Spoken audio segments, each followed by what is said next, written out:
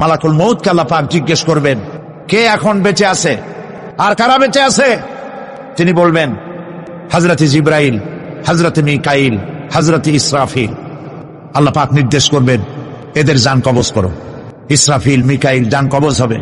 হযরত জিবরাইল আমিন শাদীদুল কুওয়া, প্রচন্ড ক্ষমতা আল্লাহ তাকে দান করেছেন, সুবহানাল্লাহ বলেন। দুনিয়ার সব নবীদের কাছে বাণী বহন করে নিয়ে আসছেন পূর্ণ অথেন্টিসিটির সাথে, সুবহানাল্লাহ। আল্লাহ পাক যাকে বলেছেন রূহুল আমিন।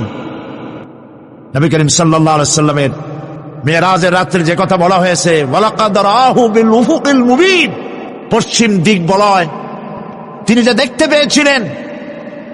তাফসীর বলছে হযরতে জিবরাইলের পূর্ণ আকৃতিতে নবী করিম সাল্লাল্লাহু আলাইহি সাল্লাম তাকে দেখতে পেয়েছিলেন। হযরতে জিবরাইল যখন দুনিয়া আসেন, কোন কোন কিতাবে লেখা হয়েছে 600 ডানা আছে তার, 2 ঝাপটায় আকাশ থেকে জমিনে চলে আসেন, সুবহানাল্লাহ। হযরতে জিবরাইলকে আল্লাহ পাক বলবেন তাকে মওত দাও। হযরতে জিবরাইলও বিদায় হয়ে যাবে। আল্লাহ প্রশ্ন করবেন, এখন আর কে বাকি? মান বাকিয়া ইয়া মালাকাল মউত। মালাকুল মউত বলবেন, হে আল্লাহ তাআলা, এখন তোমার সামনে আমি দাঁড়িয়ে আছি, আর কেউ নেই। আল্লাহ পাক বলবেন, মুত ইয়া মালাকাল মউত। আল্লাহু আকবার, মুত ইয়া মালাকুল মউত, মরে যা, মরে যা। মালাকাল মউত মরে চলে যাবে, এরপরে আর কেউ নাই।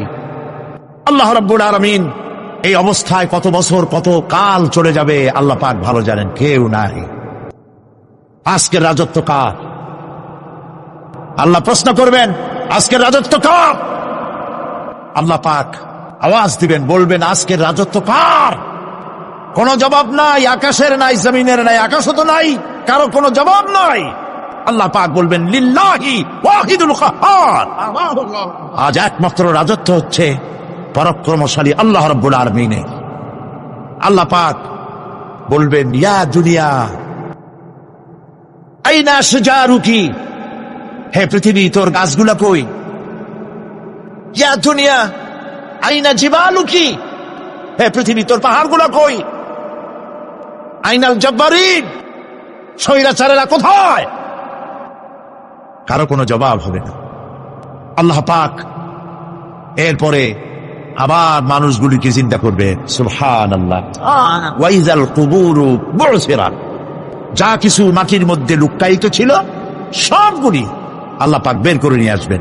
হাসরের ময়দান হবে, উপস্থিত হবে সমস্ত মানুষ, কেউ পলায় থাকতে পারবে না কোথাও। কুমিরে যারা খাইছে